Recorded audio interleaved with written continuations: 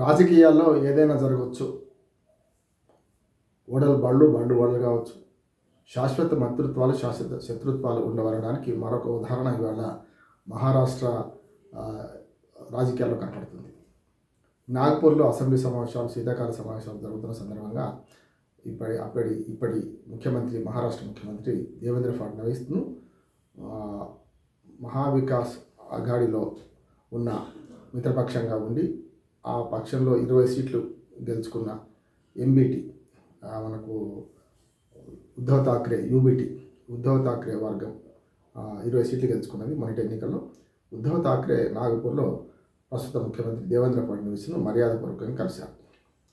మహారాష్ట్ర ప్రయోజనాల కోసం ఏవైనా చేస్తాం, ఎవరితోనైనా కలుస్తాం, తప్పు లేదు అని చెప్పి దాన్ని సమర్థించుకున్న ఉద్ధవ్ థాక్రే కుమారుడు కూడా ఈ దేవేంద్ర ఫడ్నవీస్ని కలిసిన వాళ్ళు ఉన్నారు.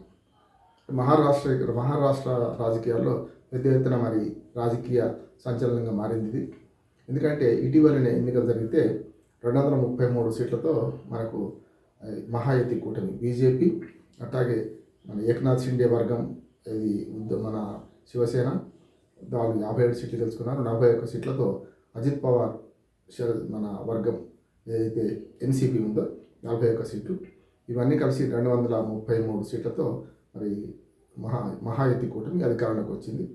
కొంచెం ఏకనాథ్ షిండే తోకజాడించే ప్రయత్నం చేశారు. నేనే ముఖ్యమంత్రిని ఎందుకు కాకూడదు, గతంలో మరి నాకు హామీ ఇచ్చారు కదా అన్నారు. తర్వాత వారం రోజుల డ్రామా, 10 రోజుల డ్రామా తర్వాత ఏకనాథ్ షిండే తగ్గి దేవేంద్ర ఫడ్నవీస్ ముఖ్యమంత్రిగా ప్రమాణ స్వీకారం చేశారు. 132 సీట్లు సొంతంగా గెలుచుకున్న బీజేపీకి కేవలం ఇంకొక 12 సీట్లు మాత్రమే, 13 సీట్లు మాత్రమే తక్కువ ఉన్నాయి. మ్యాజిక్ ఫిగర్ 245, మొత్తం 145 సీట్లు సరిపోతాయి. 285 సీట్లలో 145కు 132 సీట్లు వచ్చినాయి కనుక ఈ 13 సీట్లు వస్తే సరిపోయేది. కానీ ఇటు పక్క ఏకనాథ్ షిండేకి 57 సీట్లు, ఆ వర్గానికి అజిత్ పవార్ వర్గానికి 41 సీట్లతో 230 దాటిన వాళ్ళు ఇద్దరే కలిస్తే 98 సీట్లు ఉన్నాయి. కానీ ఇప్పుడు మరి ఉద్ధవ్ థాక్రే అవసరం వచ్చింది అంటే ఒకవేళ వీళ్ళిద్దరూ తోకజాడించి వీళ్ళిద్దరూ ఒకటై బీజేపీని బ్లాక్మెయిల్ చేయకపోతే కూడా మనకు 13 సీట్లు అవసరం ఉంది కనుక మహా వికాస్ అఘాడీలో ప్రధాన పార్టీగా ఉండి దానికి నాయకత్వం వహిస్తున్న ఉద్ధవ్ థాక్రే, బాల్ థాక్రే కొడుకు, బాల్ థాక్రే చనిపోయిన తర్వాత ఈ శివసేన పార్టీని పూర్తిగా సొంతం చేసుకున్నవారు. కాకపోతే శివసేన చీలిపోవడం వల్ల ఏకనాథ్ షిండే అటుపక్క అటు మిగిలిపోయారు. కనుక ఇప్పుడు 20 సీట్లతో వస్తే సరిపోతుంది. ఇద్దరు తొగజాడించిన అజిత్ పవార్, ఏకనాథ్ షిండే ఇద్దరు తొగజాడించినా కూడా సరిపోయిన సీట్లు ఉన్నాయి కనుక రాజకీయ అవసరాల కోసం దేనైనా కావచ్చు, వచ్చే 5 ఏళ్ళు పూర్తి స్థాయిలో ఈ దేవేంద్ర ఫడ్నవీస్ అధికారం చెలాయించాలంటే ఒకవేళ రాజకీయ పరిణామాలు ఏవైనా సంభవించి ఏకనాథ్ షిండే 57 సీట్లతోని 41 సీట్లతోని అజిత్ పవార్ ఇద్దరు ఏకమై రేపు పొద్దున వాళ్ళు తిరుగుబాటు చేసినా కూడా 20 సీట్లు ఉన్న యూబీటీ అధ్యక్షుడు మనకు ఉద్ధవ్ థాక్రే సరిపోతారు అనే దాని మీద రాజకీయ చతురతతో దేవేంద్ర ఫడ్నవీస్ ముందడుగు వేశారనుకుంటున్నాను నేను. ఇందులో ఆర్ఎస్ఎస్ వాస్తవం కూడా ఉండవచ్చు.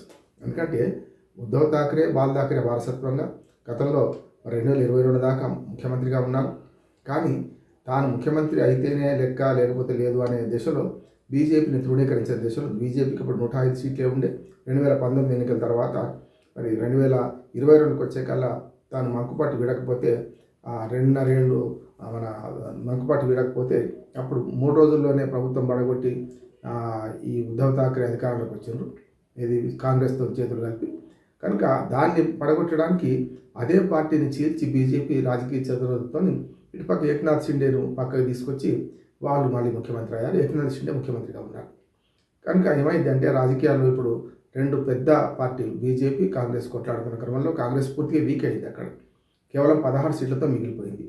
మొన్నటి పార్లమెంట్ ఎన్నికల్లో చూపినంత ప్రభావం కూడా మొన్నటి అసెంబ్లీ ఎన్నికల్లో చూపలేకపోయింది.